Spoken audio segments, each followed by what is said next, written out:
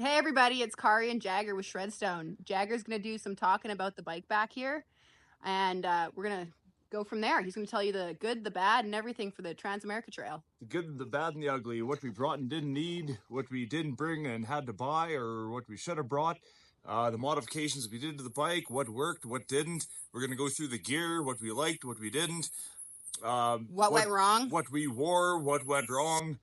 Basically, over the 18 days it took us to do the Trans-America Trail, what we used, what we thought we needed, and go from there. What conditions we ran into, what were some false, what we thought we'd be doing, but we didn't, whether it was weather related, gear related, the roads, the tires. If there was any trail closures, we ran into a couple of those, so we'll let you know where they are. And yeah, so stay tuned and we'll go through it all. All right.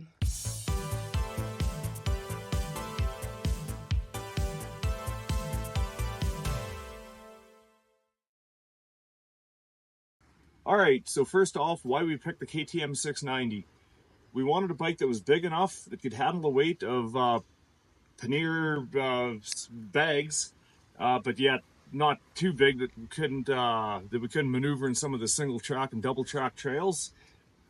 So initially we had thought the 350 and the 500 KTM, a street legal dirt bike, was the way to go, but having a smaller charging system and no rigid subframe didn't allow for us to pack what we wanted to. And then seeing that we're running GPS and the possibility of heated hand grips in the future kind of limited the charging system. So a bigger bike that might have been more capable of the on-road stable and having a more of the creature comforts off the hop would have been too big of a bike for a lot of the more technical sections that we ran into.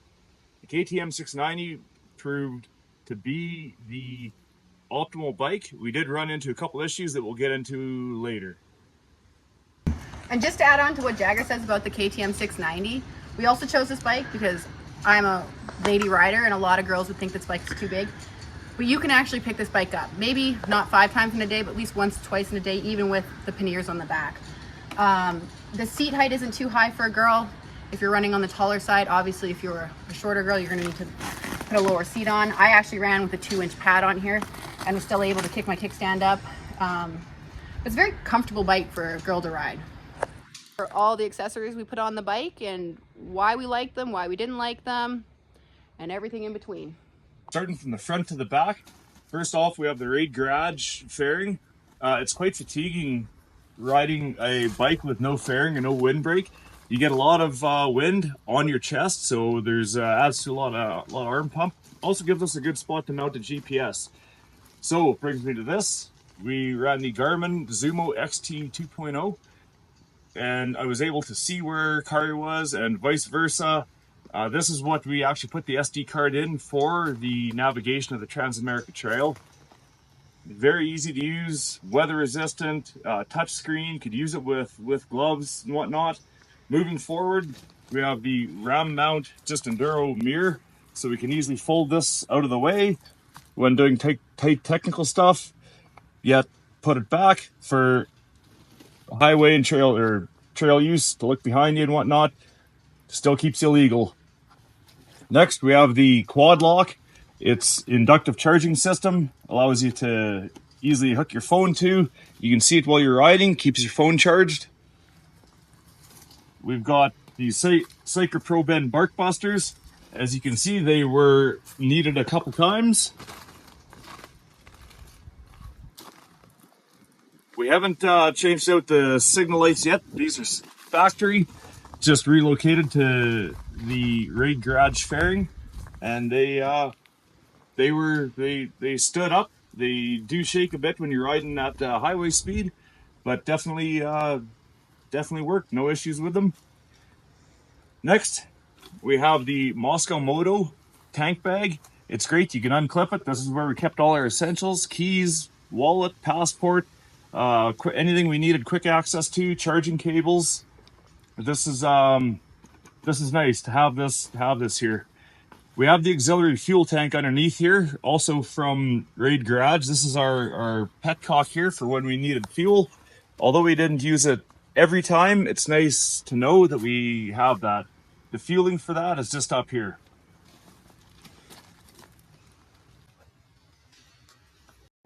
So on average, we were able to, every 120 miles, so sorry, I'm going to bounce back and forth between miles and kilometers here, but depending on the riding we were doing, about every 120 to 140 miles, with our auxiliary fuel tank turned off, just running on the stock fuel system, about every 120 to 140 miles is when our low reserve would come on. So once that was on, if we got fuel, we'd put about 2.8 gallons in, meaning we had another gallon of fuel still in the auxiliary tank. So 3.8 gallons is the capacity on these bikes. So we were able to get about 200 miles roughly until we were right out of fuel. Now, having the auxiliary fuel tank on here gave us the option, if we needed to stretch it out, we could get about another 60 miles on that reserve tank. So it was just a nice peace of mind having that. Okay, going on to the frame and chassis protection here, we've got the AXP skid plate and the KTM frame sliders, or kind of rad guards if you would. Now the AXP skid plate over stock adds a lot more protection and a lot more durability. We went with this one, being the plastic or the polymer. A lot of people go with the aluminum version. However, going over rocks and logs and whatnot, the aluminum tends to dig in, whereas this just slides. It's a lot nicer for those log hops. The frame and rad guards, they're factory KTMs. We did get those from KTM Twins. And they came in handy. Okay, next we have the luggage rack and tie down system. These are both from Prune Moto, and it adds a solid tie down point for the Moscow Moto bags, which we'll go over here in a second. All right, so we've got the Moscow Moto bags installed here. They were amazing. They did hold up great. We did run into a couple issues with the clasps breaking. And at each fuel stop, just as a reminder, you do have to unclip, remove the top bag. Your fuel is right here. Now this is how easy this bag comes off. When you're going into a hotel, one here, these are your tie down points here. And the whole bag system comes off. Worked out very well, very practical for our application. Okay, we did swap out our rear sprocket to the Dirt Tricks, and it held up great. No issues with that. This is the point where you'd make a gearing change if you wanted to go higher or lower. However, we found the stock gearing to be adequate for both highway as well as some the tighter single track stuff. On saying that, the tighter single track, it could use to be a little bit lower geared, but it's still nice to have that sixth gear and be able to rip down the interstate if need be at 80 miles an hour. Okay, so we've changed out the exhaust to this Sharon. I might be saying that wrong, might be Sharon. Anyways, to the Sharon exhaust as well as the heat shield to keep the bags and panniers from melting. As you can see, it did do a number on my signal light. So they do run hot, but not as hot as the stock units. Okay, so we started the trip with both brand new Motaz Tractionator Rals tires. We did the whole trip with no issues. Getting to, when chatting with some people, we got to Lakeview Motorcycle and Marine, and in Crescent, Mississippi, and just so happened they had a set of these on the shelf for us, the rear tires. So it might have been a little premature, but we did change our rear tires in Crescent. And the initial tires we had were tube type tires, which being a spoked rim we have inner tubes on the shelf. These are a 150 70 18 tubeless style, so a little heavier sidewall, but we found that they actually wore better, and you can run the tubeless style tire with a tube style rim. Okay, so we initially started the trip with a 140 80 18 tube style tire, and then halfway through in Crescent, Mississippi, we changed to a 150 70 18 tubeless style tire just because that's what they had on the shelf. And as it turns out, the sidewall and carcass was a little stiffer and actually lasted a little bit longer. Okay, so on the topic of bike maintenance, we ended up doing an oil change on both bikes in Trinidad, Colorado. And then our next stop was just outside of Salida, Colorado at Monarch Mountain Lodge. And we ended up picking up a K&N air filter kit and doing a clean and oil of the air filters. We also ran pre-cleaners that we could shake out and wash every couple stops.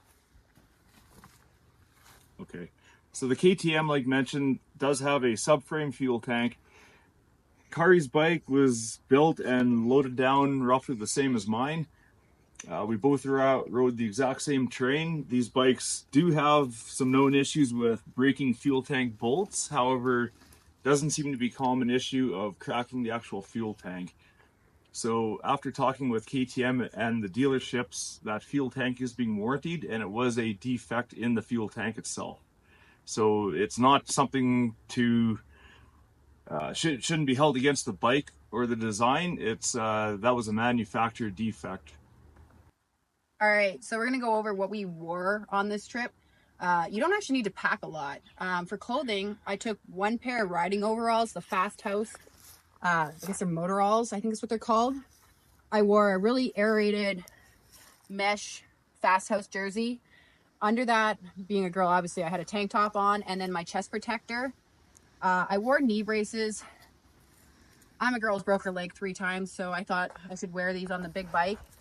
They didn't come in handy, or I didn't really need them. They maybe were overkill, but I wore them with my dirt biking boots.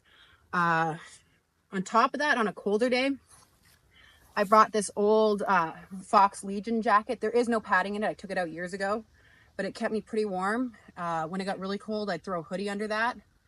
And then both Jagger and I wore these Liat rain jackets. They were good enough for any rain we hit, because obviously you're gonna get wet no matter what you do. We both had the Arai dual sport helmets. I had the older model. This is Jagger's. And then I wore the Fox.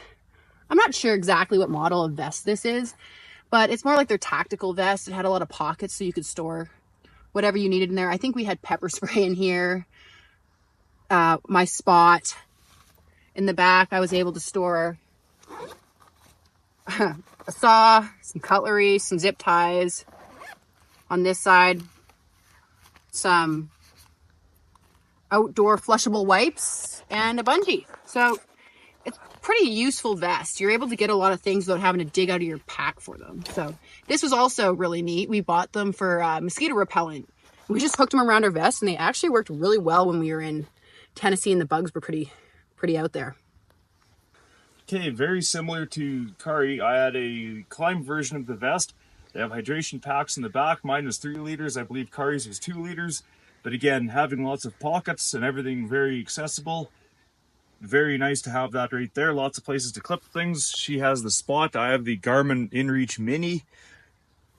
I wore a ventilated jersey underneath the vest, and then these Climb Dakar pants, which I thought might be too hot, but actually with the vents and whatnot, they were very nice in all temperatures, from 10 degrees all the way up to 40 degrees, well, Celsius. And pack the rain jacket, as Kari mentioned. You're always going to get wet. This is just a matter of keeping the wind chill off you. As far as boots go, I wore a little comfier boot. My dirt bike boots, mine don't fit quite as well. So I don't have the exact make and model, but they're just a kind of a clasp style boot halfway up. That was my everyday. That was my everyday boot. So I think the main thing that we realized was a lot of people would overpack, and we more or less took one pair of our main riding gear. We had a hoodie for cold days, we had the rain jacket for a rain day, but aside from that, we had 2 jerseys and then a few changes of underclothes and whatnot that we were washing in hotels or laundromats along the way. But keeping the bike light is key for a lot of the riding that we're doing. So We didn't want to overpack, but having the essentials and then just washing as you go, washing along the way. Okay, so these compression sacks come in quite handy. You can load them down, zip them up, and they compress everything tight. It's quite useful for organizing. They come in different sizes.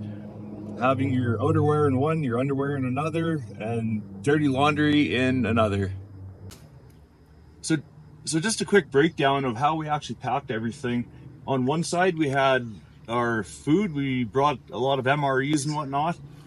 Some of the essential or some of the things that we don't always need every day. I did bring a jet boil, for making instant coffee and whatnot.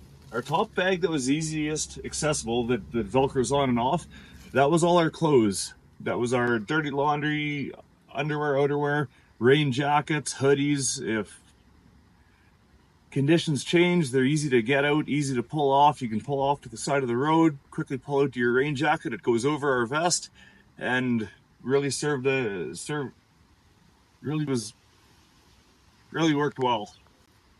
On the other side, on this saddle bag, we had all our sleeping equipment, our hammocks, tents, sleeping bags, foamies, and a lot of the things that we didn't need every day. So going into this trip, we didn't know if we wanted to use hammocks, use tents, or what we're going to do for sleeping accommodations. I don't like things with less than 2 legs or more than 4, so I wanted to be up off the ground, and Cardi was on the same page as me. We did try out these sleeping hammocks and have some experience with them, so we did bring hammocks, but then through past experiences, not all campgrounds will allow hammocks or anything that are attached to trees. So we did bring a small kind of pack tent as well, just in case we got ourselves into a jam where we couldn't use a hammock. The weather this summer was extremely hot, extremely humid, and it was not ideal to be camping at any time. So we found ourselves hoteling every night. So we'll upload to our website a copy of our packing list, as well as it'll be in the comments down below. In our, the one thing I forgot to mention was in our saddle tank bag.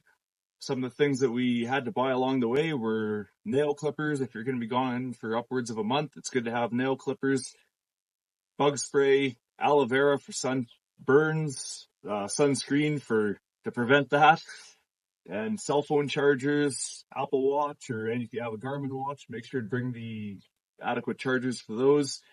We were using a GoPro as well as an Insta360, both of which were the USB-C chargers. So having just everything to charge your devices if you are out in the bush or if there's no power. We did have the thin auxiliary, I believe it was like 10,000 milliamp hour auxiliary battery packs that we could use on the trail to charge any devices that we needed.